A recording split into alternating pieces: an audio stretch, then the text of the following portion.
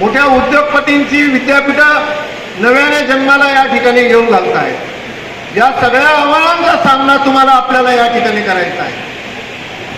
हा सामना जर आपल्याला करायचा असेल तर त्यासाठी एक मजबूत नेतृत्वाची आपल्याला आवश्यकता असते। एक खंबीर माणसाची नेतृत्व करणाऱ्या कार्यकर्त्याची आपल्याला या ठिकाणी आवश्यकता असते।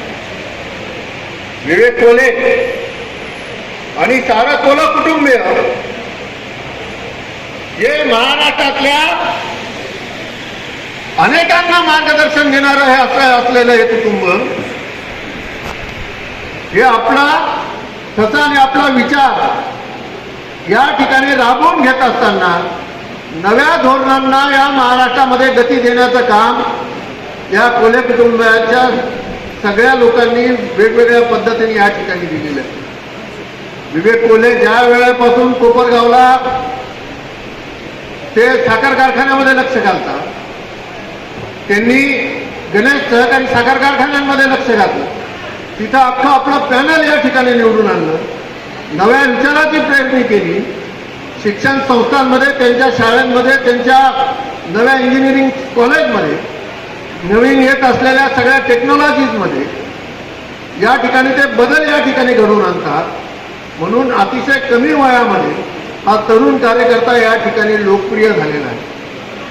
मला खात्री आहे आणि विश्वास आहे की नव्या दमाच्या मुलांच्या सोबत जर आपण या ठिकाणी सत्ता दिली, त्यांना नव्याने कार्य करण्याची जर आपण या ठिकाणी संधी दिली तर ते अनेक वर्ष या ठिकाणी आपल्या तुमच्या आमच्या कामाला, त्याचबरोबर आपल्या सगळ्यांच्या भविष्याला वेळ देतात एक वेगळ्या पद्धतीने पुढे नेण्याचं काम ते तरुण कार्यकर्ता या ठिकाणी करतात।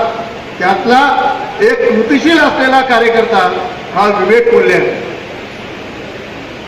आपण सारेजण अशा कार्यकर्त्याच्या पाठीमागे एकदा ठामपणे उभे राहून बघा। मी खात्रीने सांगतो की एकदा जर या मतदारसंघातून कोल्हे निवडून गेले तर येणाऱ्या अनेक काळामध्ये हे तुमच्याशी, तुमच्या संबंधित घटनांशी हे समरस राहतील, एकरूप राहतील। कोल्हे ज्या ज्या ठिकाणी जातात हा सगळा परिवार हा त्या ठिकाणी आपला परिवार या ठिकाणी निर्माण करत असतो, आपले संबंध या ठिकाणी निर्माण करत असतात, संबंध ठेवत असतात। केवळ निवडणूक एकतर निवडणूक यापुरतं हे मर्यादित राहत नाही, निवडणुकीच्या व्यतिरिक्तही संबंध जोपासण्याचं काम कोल्हे कुटुंब हे या ठिकाणी करत असतात। म्हणून गेल्या अनेक वर्षापासून महाराष्ट्राच्या समाजकारणामध्ये, राजकारणामध्ये त्यांचं एक वेगळं वैशिष्ट्यपूर्ण या ठिकाणी स्थान आपल्याला या ठिकाणी आढळतं। नाशिक जिल्ह्यात त्यांना मोठा प्रतिसाद या ठिकाणी मिळतो। मराठा विद्या प्रसारक समाज संस्थेच्या माजी सरचिटणीस निलिमाताई पवार या विवेक कोल्ह्यांच्या सख्या आत्या आहेत। बिपिनदादा कोल्हे, मिलिंददादा कोल्हे यांचा आजोळ काकासाहेब कर्मवीर काकासाहेब वाघांचा आहे। ही सगळी माणसं या ठिकाणी मदतीला आहे। या जिल्ह्यामध्ये त्यांना वाढता असा प्रतिसाद आहे। आज महात्मा गांधी विद्या मंदिर शिक्षण संस्था, आदरणीय प्रशांत दादा, माजी आमदार अपूर्व भाऊ, अद्वय आबा हे त्यांच्या पाठीशी ठामपणे या ठिकाणी उभे राहिलेले आहेत। प्रसाद बापू यांनी पाठिंबा या ठिकाणी त्यांना दर्शवलेला आहे। उमेश नाना इथं आहेत, सुमित आहेत, अनेक या शहरातील शिक्षण संस्थांनी त्यांना या ठिकाणी पाठिंबा या ठिकाणी दर्शवलेला आहे। आता आपलं गरज आहे त्या तुमच्या सगळ्यांच्या आशीर्वादाची, मतरूपी आशीर्वादाची विवेक कोल्हेंना या ठिकाणी आवश्यकता आहे।